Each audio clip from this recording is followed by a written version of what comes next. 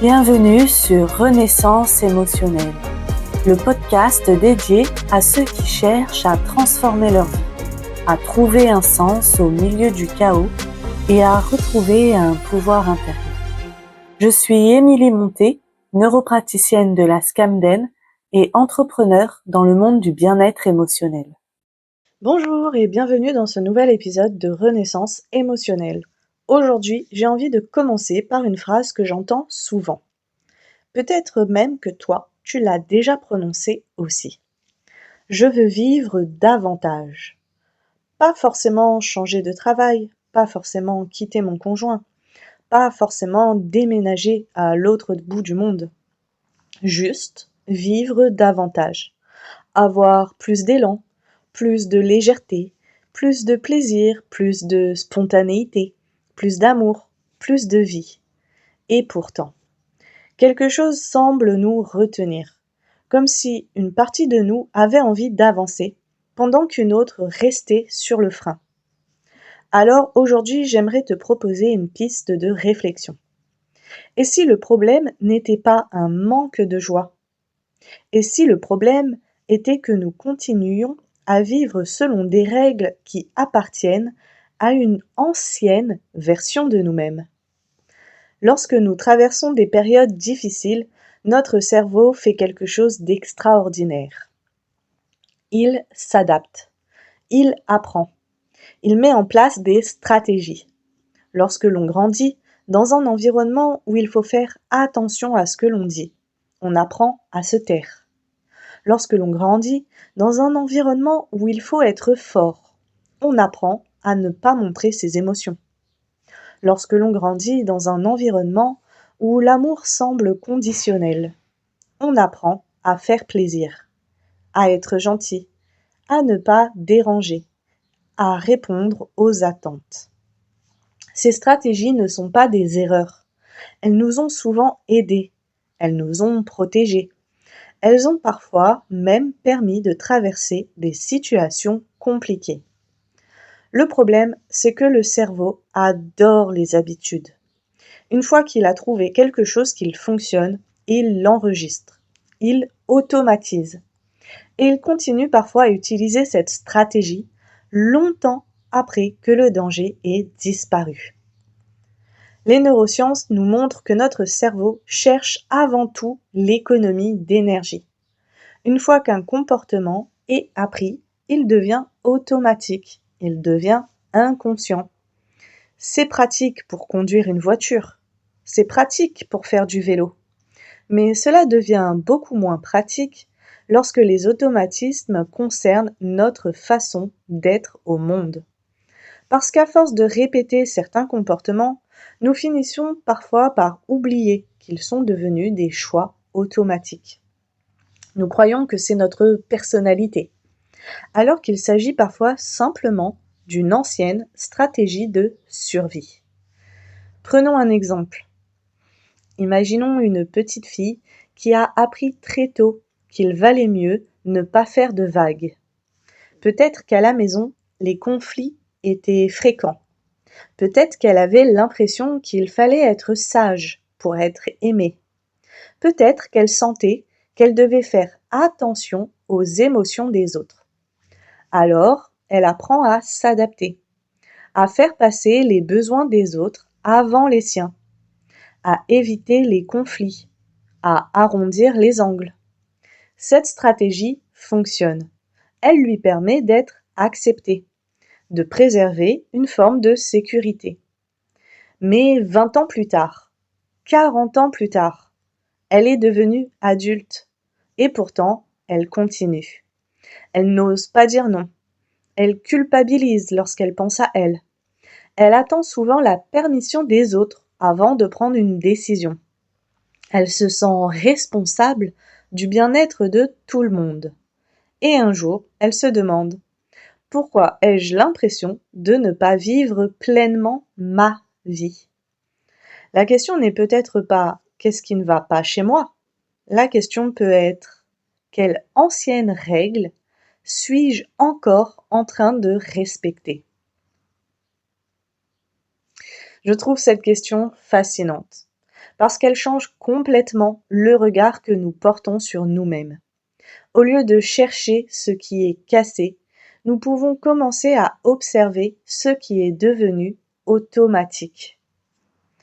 Je vais te partager quelque chose. La plupart des personnes que j'accompagne ne manquent jamais de capacité. Elles ne manquent jamais d'intelligence, elles ne manquent jamais de ressources, elles ne manquent même pas toujours de confiance.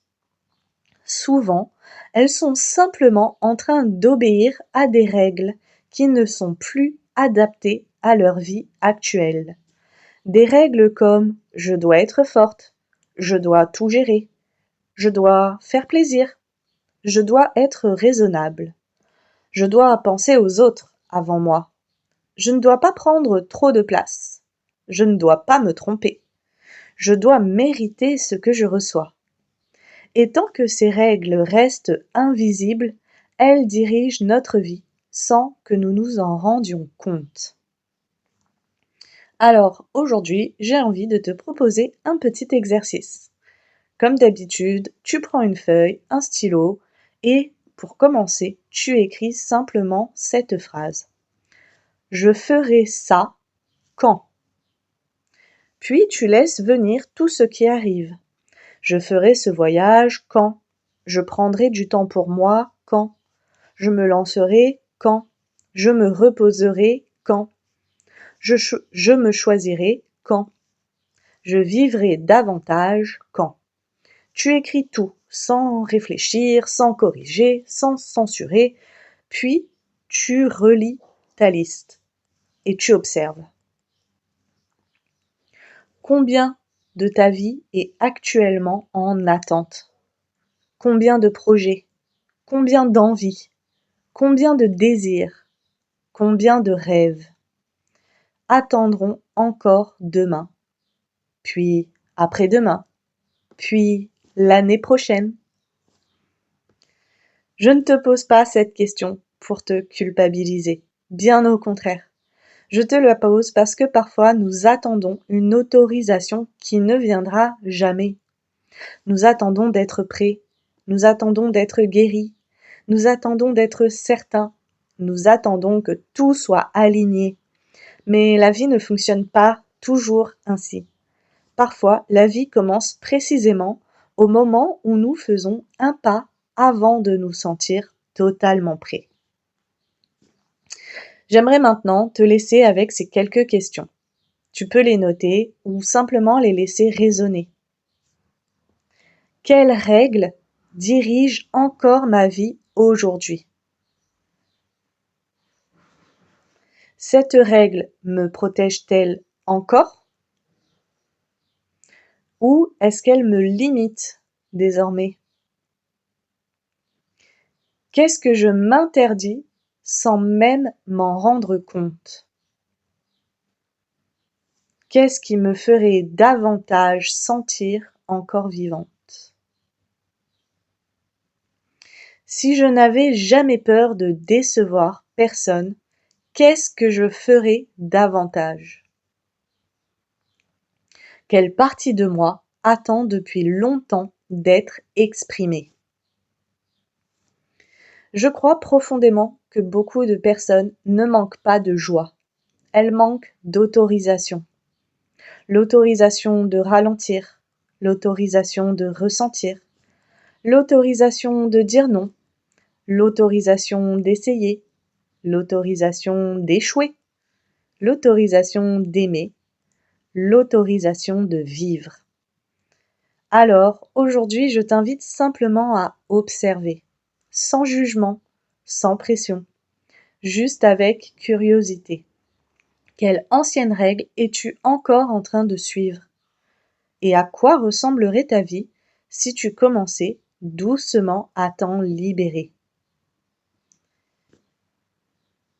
Et si cet épisode résonne particulièrement en toi, sache que j'ai créé un atelier spécialement dédié à sortir de ces injonctions.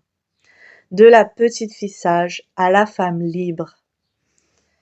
Un espace pour venir raviver notre élan de vie, se libérer des injonctions et des règles que l'on a appris depuis toujours, retrouver davantage de légèreté, de présence et de plaisir dans notre quotidien.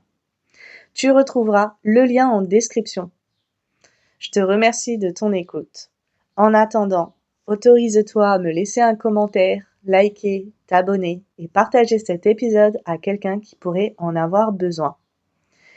Et demande-toi parfois, est-ce que je suis en train de vivre ou est-ce que je suis simplement en train de continuer à survivre? À très bientôt pour un nouvel épisode.